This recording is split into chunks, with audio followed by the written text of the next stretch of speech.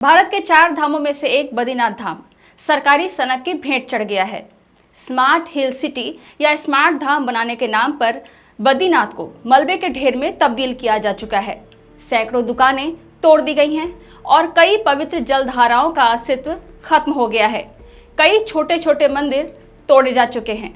इस तोड़फोड़ से निकला मलबा या तो बद्रीनाथ धाम के चारों ओर बिखरा हुआ है या फिर अलकनंदा में फेंक दिया गया है, जिसके कारण अलकनंदा का जलस्तर पहले से ज्यादा ऊपर आ चुका है, जो बद्रीनाथ धाम के लिए बड़ा खतरा साबित हो सकता है। सीवर फ्रंट डेवलपमेंट के नाम पर नदी के किनारे पहाड़ियों को काटा जा रहा है, जिससे ऊपर के हिस्सों को खतरा पैदा हो गया है। कई मकान खतरे की जद में आ गए हैं।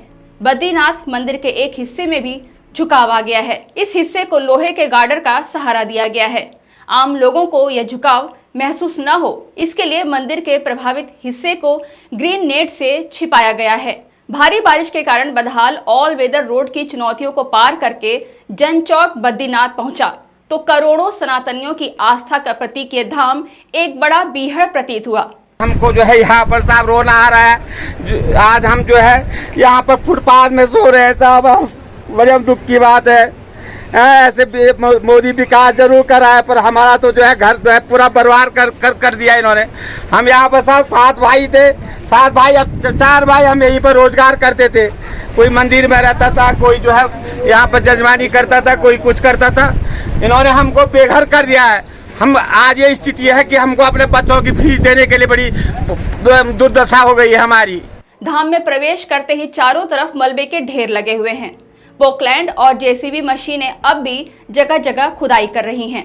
जहां उच्च हिमालयी क्षेत्र में ग्लेशियरों के टूटने की आशंका के कारण शंख बजने की भी मनाही है, वहां मशीनों का कान फोड़ू शोर दिन रात हो रहा है। केंद्र सरकार 2024 चुनाव से पहले बद्रीनाथ को नया स्वरूप देना चाहती है। ये बात अलग है कि इस प्रयास में पूरे धाम को खंडहर कर दिया गया है। सैकड़ों लोगों की रोजी रोटी छीन ली गई है और इस उच्च हिमालयी क्षेत्र के पर्यावरण को पूरी तरह से तहस नहस कर दिया गया है। नियम बनाए गए थे, जो डस्ट होगा, जो भी डंपिंग होगा, वो किसी भी प्रकार से गंगा में नहीं जाएगा।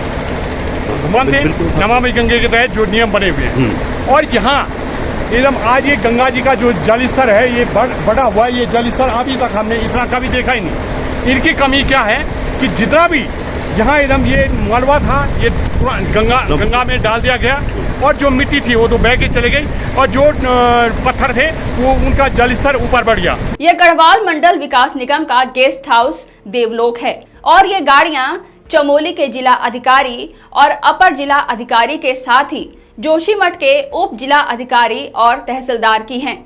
जब हमने उनसे बात की तो पता चला कि ये बद्रीनाथ में चल रहे मास्टर प्लान कार्यों का निरीक्षण करने के लिए आए हैं और निरीक्षण के बाद पंडा पुरोहित समाज और स्थानीय व्यापारियों के साथ बैठक कर रहे हैं, जो इस तोड़फोड़ से नाराज हैं।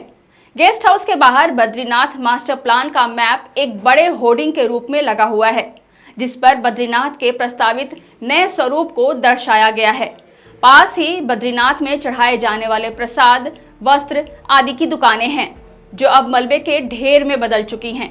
दुकानदारों से बात करने पर पता चला कि पिछले वर्ष नवंबर में कपाट बंद होने के बाद वे अपनी दुकान में काफी सामान छोड़ गए थे।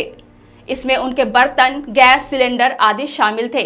इस बीच उन्हें पता चला कि मास्टर प्लान के लिए बद्रीनाथ में दुकानों को तोड़ा जा रहा है। वे मार्च में यहाँ आए तो दुकान तोड़ी जा चुकी थी। सामान का कहीं कोई पता नहीं चला। संबंधित अधिकारियों से पूछा गया तो उन्होंने कहा कि सामान सुरक्षित रखा हुआ है। गेस्ट हाउस चौक से नीचे उतरकर एक छोटा सा बाजार है, जो अभी सही सलामत है। हालांकि दुकानदारों ने बताया कि कपाट बंद होने के बाद उनकी दुकानें तोड़े जाने की आशंका है। कुछ नीचे उतरकर अलकनंदा नदी का पुल है और पुल के दूसरी तरफ बद्रीनाथ मंदिर है। मंदिर के दाहिनी तरफ इस रास्ते पर करीब 200 मीटर आगे तक दोनों तरफ 50 से ज्यादा दुकानें थीं। इस क्षेत्र को मायापुरी कहा जाता है। मायापुरी बाजार की अलकनंदा की तरफ वाली दुकानें तोड़ दी गई हैं। यह पूरा क्षेत्र अब मलबे का ढेर बना हुआ है। इसी मार्केट के बीच में 2 पवित्र जल धाराएं भी थीं, जिन्हें प्रहलाद धारा और कुर्म धारा कहा जाता है।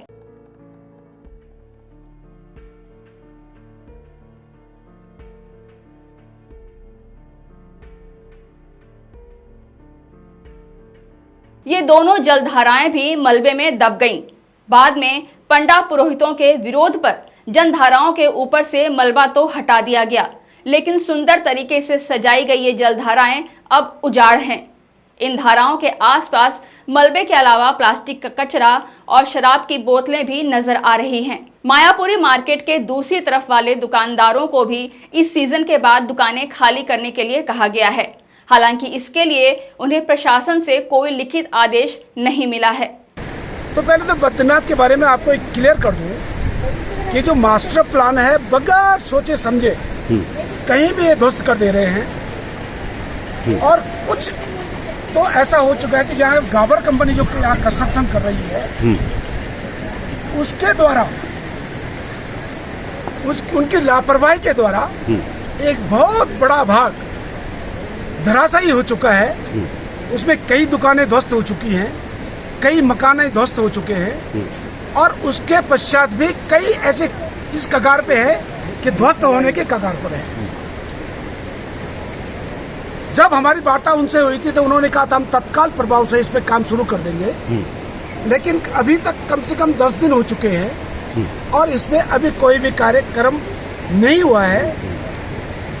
साथ ही साथ अगर हम नारायणपुरी की तरफ देखें